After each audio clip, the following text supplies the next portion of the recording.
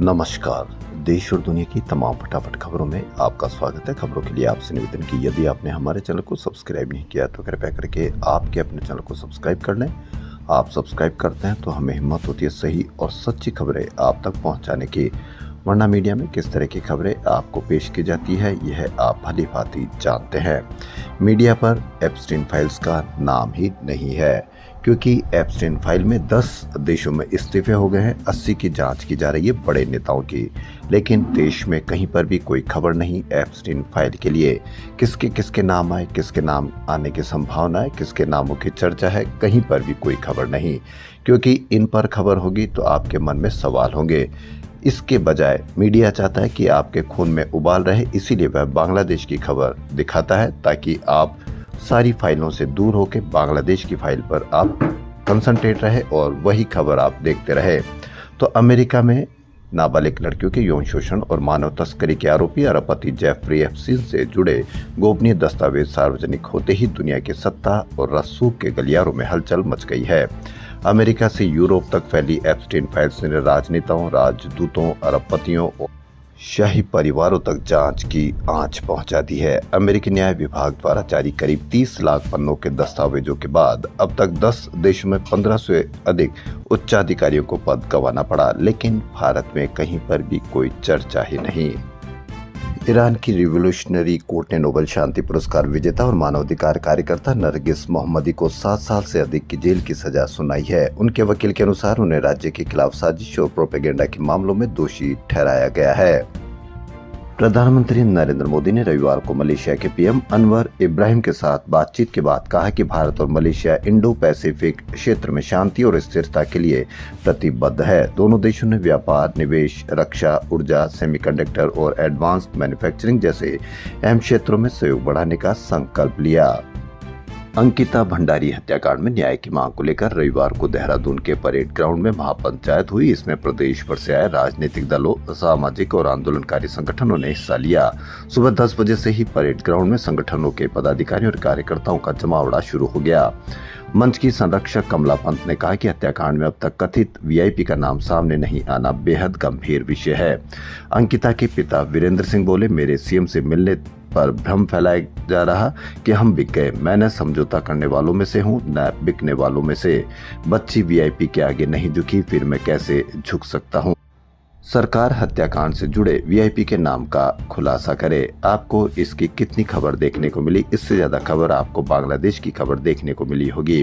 वहीं इससे ज्यादा खबर बंगाल में एक मुद्दा उठ गया था तो उसकी खबर आपने देखने को ज्यादा मिली। इससे ज्यादा खबर तो राजा सोनम की आपको खबर देखने को मिली। राजा सोनम क्या हुआ था, एक एक पल की खबर। लेकिन अंकिता भंडारी हत्याकांड में क्या क्या हुआ आपको कहीं पर भी कोई खबर देखने को नहीं मिली है। मणिपुर में नई सरकार के गठन के बाद शांत रहे जातीय तनाव ने फिर सिर उठाया। उखरुल जिले में रविवार शाम तक खुल, नगा और कुकी समुदायों के बीच पत्थरबाजी हुई। उसके बाद प्रशासन ने लिटल गांव में कर्फ्यू लगा दिया। झड़प में शामिल समूहों को तितर बितर करने के लिए सुरक्षा बलों ने आंसू गैस के गोले दागे। पूरी खबर मणिपुर में किसने क्या किया, पूरी खबर शानदार तरीके से कवरे, ताकि आम लोग जो देख रहे हैं वह समझ जाए कि किसने किसके ऊपर पत्थरबाजी की, किसने किसके ऊपर आग के गोले फेंके, किसने किस पर क्या आरोप लगाए। नीट यूजी 2026 की परीक्षा के ऑनलाइन आवेदन रविवार से शुरू हो गए। अंतिम तारीख 8 मार्च रात्रि 9 बजे तक है। फीस इसी दिन रात्रि 11:50 तक जमा हो सकेगी। परीक्षा के 552 शहरों और 14 विदेशी शहरों में 3 मई को पेन एंड पेपर मोड में एक ही पारी में होगी। एनटीए ने आवेदन में इस बार बदलाव किया। स्टूडेंट से इस वर्ष पोस्ट कार्ड साइज फोटो नहीं मांगा है, लेकिन विद्यार्थी को अपना लाइव फोटो आवेदन के साथ अपलोड करना होगा। इसके बाद ही आवेदन प्रक्रिया पूरी कर सकेंगे। जनरल कैटेगरी स्टूडेंट के लिए आवेदन शुल्क 1700 रुपए, ओबीसी, एनसीएल और ईडब्ल्यूएस के लिए यह 1600 रुपए रहेगा। ट्रेड डील में क्या हुआ है, किसको कितना फायदा होगा, किसको कितना नुकसान होगा, आपको इसकी खबर कहीं पर भी कोई चर्चा नहीं, कहीं पर भी कोई कवरेज नहीं। एक तरफ किसान आंदोलन करने को तैयार है 12 फरवरी से, और वहीं कह रहे हैं, दूसरी तरफ मीडिया कहता है कि किसानों को जबरदस्त फायदा होने को है। अब ये तो वक्त ही बताएगा कि किसानों को फायदा होगा या किसको ट्रेड डील से अमेरिका को फायदा होगा। वर्ल्ड कप के अपने पहले मैच में इंग्लैंड की टीम नेपाल के खिलाफ मुश्किल से जीत पाई। 184 रन के मजबूत स्कोर का बचाव करते हुए उसे सिर्फ 4 रन से जीत मिली। नेपाल की टीम कई मौकों पर हावी दिख रही थी और अंतिम ओवर तक मैच में बनी हुई थी। हालांकि इंग्लिश ऑलराउंडर सैम करन ने उसे 20वें ओवर में जरूरी 10 रन नहीं बनाने दिए। इससे पहले 15वें ओवर में तीसरे विकेट की 82 रन की साझेदारी तोड़कर भी करन ने ही इंग्लैंड की मैच में वापसी कराई थी। T20 वर्ल्ड कप में भारत के खिलाफ प्रस्तावित मैच के पाकिस्तान द्वारा बहिष्कार को लेकर बने गतिरोध को खत्म करने के प्रयास तेज हो गए हैं।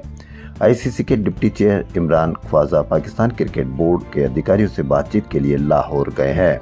अब देखना यह है कि भारत पाकिस्तान का मैच हो पाएगा या नहीं हो पाएगा। पूरे देश को, पाकिस्तान को भी और पूरी दुनिया को इस मैच को लेकर बड़ा उत्साह रहता है। देश और दुनिया की तमाम फटाफट खबरों में फिलहाल इतना ही। यदि आपको हमारा चैनल पसंद आए तो लाइक, सब्सक्राइब और शेयर अवश्य करें।